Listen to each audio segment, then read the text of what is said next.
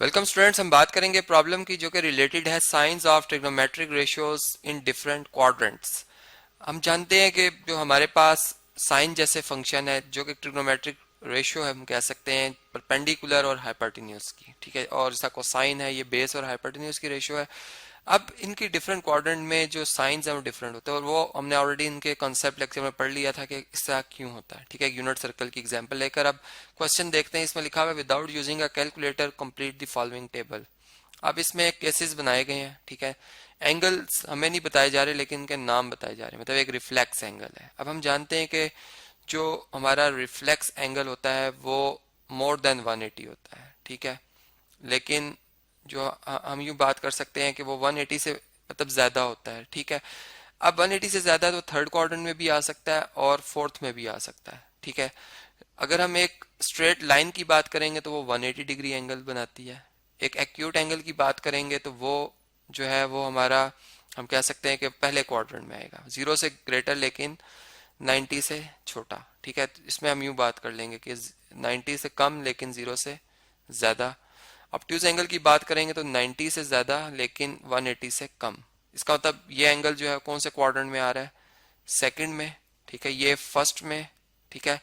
ये मतलब जिनका हमें एग्जैक्ट पता चल रहा है। इसी तरह लाइन जो है ये किसी क्वाड्रेंट नहीं, ये क्वाड्रेंटल एंगल है बेसिकली, और ये 180 डिग्री है, ठीक है, जो कि एक्स एक्सिस के ऊपर, मतलब नेगेटिव एक्स एक्सिस के ऊपर है।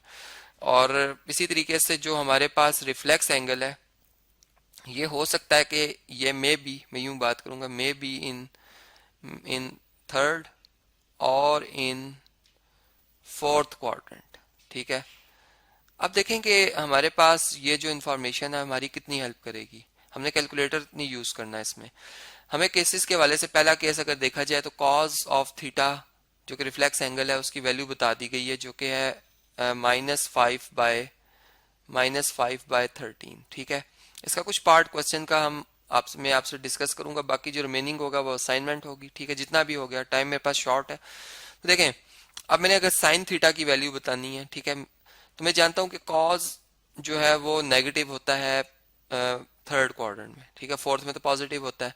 तो यहाँ से बात कंफर्म हो रही है कि यहाँ जो मैं कह रहा था कि ये मे बी इन थर्ड और इन फोर्थ, अब ये कंफर्म हो गया कि ये थर्ड क्वाड्रेंट में है।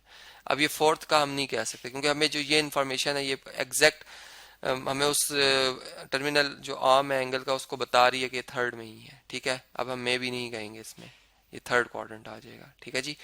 तो चले, ये बहुत इंपॉर्टेंट बात होती है चूंकि इससे हमें अब जो हमारे बाकी रिमेनिंग ट्रिग्नोमेट्रिक फंक्शंस हैं उनके साइंस हम लगा सकते हैं। मतलब हमें पता है साइन जो होता है वो थर्ड क्वाड्रेंट में नेगेटिव होता है और टेंजेंट जो होता है वो पॉजिटिव होता है। इनके साइन तो पुट कर लिए हमने, ठीक है। अब हम ये बात जानते हैं कि sine square theta plus cosine square theta ये इक्वल टू होता है जी 1 के, ठीक है।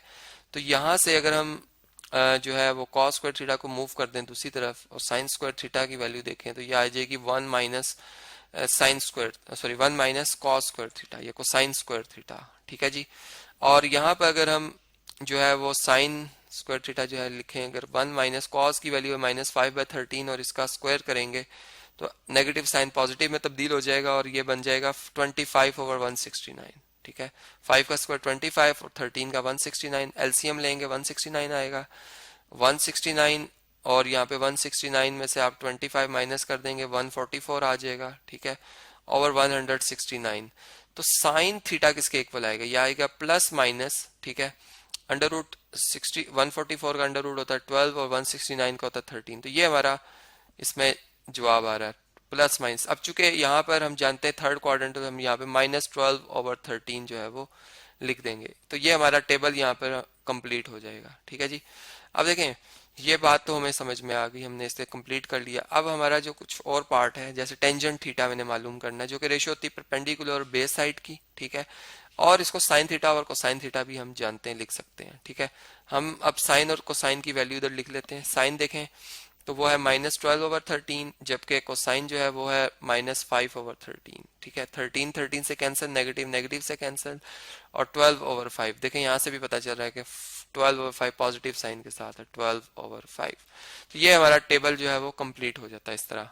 अब ये मतलब पहली उसकी रो कंप्लीट हो जाती है। अब सेकंड रो पे अगर चले जाएं तो इसमें पता है ये जो हमारा एंगल है वो सेकंड क्वाड्रेंट में। अब सेकंड क्वाड्रेंट में साइन तो पॉजिटिव होता है लेकिन कोसाइन नेगेटिव होता है और टेंजेंट भी नेगेटिव होता है, ठीक है। इसी तरह पहले क्वाड्रेंट में तमाम ट्रिग्नोमेट्रिक फंक्शंस के साइन पॉजिटिव होते हैं।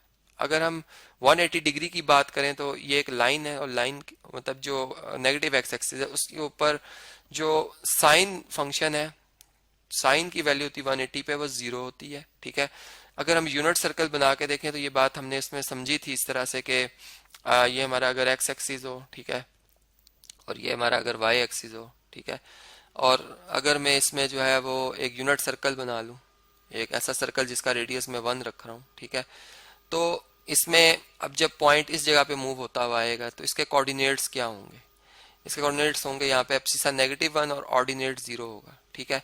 चूंकि जो स्टैंडर्ड फॉर्म होती है एंगल की उसमें इनिशियल आर्म हमेशा हम पॉजिटिव एक्स एक्सिस पे रखते हैं, ठीक है, तो उसका जो टर्मिनल आर्म है वो बन रहा है नेगेटिव एक्स एक्सिस के ऊपर, ये 180 डिग्री एंगल। तो यहाँ से हमें पता चल रहा है कि ये फिर साइन तो 0 होगा और कोसाइन -1 होगा।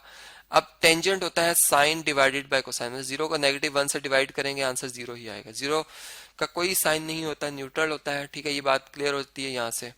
अब प्रॉब्लम यहाँ पर है कि ये देखें साइन थीटा में गिवन है कितना जी, 3 सॉरी साइन थीटा लिखना था मैंने, साइन थीटा जो है इक्वल टू है 3/5 के, ठीक है। तो कोसाइन किसके इक्वल होगा, कोसाइन हम इस तरह से निकाल सकते हैं कि इस पे हम पैथागोरस थ्योरम भी लगा सकते हैं। ये रेशियो होती है परपेंडिकुलर और हाइपोटेन्यूज की। तो बेस मालूम करने के लिए बेस स्क्वायर इक्वल टू होगा hypotenuse square minus perpendicular square, ठीक है, और बेस इक्वल टू होगी under root hypotenuse square minus perpendicular square, और हाइपोटेन्यूज 5 है, 5 का स्क्वायर 25, और परपेंडिकुलर 9 है, 9 का स्क्वायर सॉरी 3 है, 9 उसका स्क्वायर आएगा 16 आ जाएगा, 16 का अंडर रूट लेंगे तो हमारा आंसर 4 आ जाएगा, ठीक है। यहाँ पे हम प्लस माइनस भी पुट करेंगे।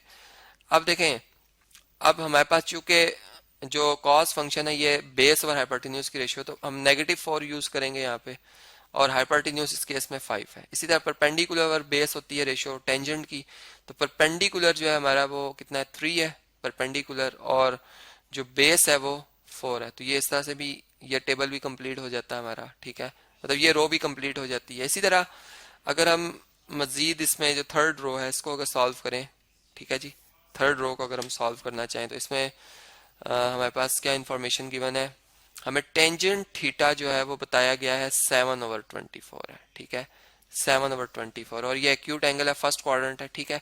अब हम ये बात जानते हैं कि जो 1 + 10 स्क्वायर थीटा है, ठीक है, ये इक्वल टू होता है सीकेंट स्क्वायर थीटा के, ठीक है। तो अब मैं यहाँ पर अगर 1 + 7 का स्क्वायर 49/24 का स्क्वायर जो भी बनता है इसको लिखूं, ठीक है, तो ये सीकेंट स्क्वायर के इक्वल आ जाएगा थीटा के, और सीकेंट थीटा किसके इक्वल आ जाएगा, जारी बात है मुझे प्लस माइनस लिखना होगा, अंडर रूट लूंगा मैं, यहाँ पे एलसीएम लूंगा तो 24 स्क्वायर प्लस 49/24 स्क्वायर आ जाएगा, ठीक है, जो कि 24 स्क्वायर अंडर रूट से कैंसिल होके 24 आ जाएगा। अब 24 स्क्वायर को हम कैलकुलेट करते हैं कि ये क्या बनता है जी, देखते हैं जी 24 स्क्वायर कितना बनता है, 24 है और इसका स्क्वायर स्क्वायर ये है 576, ठीक है जी। 576 में हम ऐड भी कर लेते हैं साथ ही, टाइम शॉर्ट है 49, तो ये बना 625, और इसका अंडर रूट भी ले लेते हैं, स्क्वायर रूट भी ले लेते हैं, 25 आता है, ठीक है, 25 आता है। तो देखिए सीकेंट थीटा हमारा जो आ रहा है वो आ रहा है 25/24, जो कि हाइपोटेन्यूज ओवर बेस रेशियो होती है, मतलब कॉस का रेशियो होगा, तो कॉस क्या हो जाएगा, कोसाइन थीटा हो जाएगा 24/25। अब चूंकि क्वाड्रेंट फर्स्ट है तो मैं यहाँ पर जो कॉस के लिए लिख दूंगा 24/25 लिख दूंगा, ठीक है। अब देखें हमें अगर हम यहाँ से देखें तो हमें ये परपेंडिकुलर बताया हुआ था और बेस भी 24 थी, ठीक है, बेस कितनी थी 24 थी। अब हमने हाइपोटेन्यूज भी कैलकुलेट कर लिया, वो 25 है, ठीक है। तो अब हम जो साइन फंक्शन है जिसको परपेंडिकुलर और हाइपोटेन्यूज लिखेंगे, तो परपेंडिकुलर कितना आएगा 7, ठीक है, और हाइपोटेन्यूज कितना आ जाएगा 25। तो ये हमें इस तरह से इसका भी आंसर जो है वो मिल गया।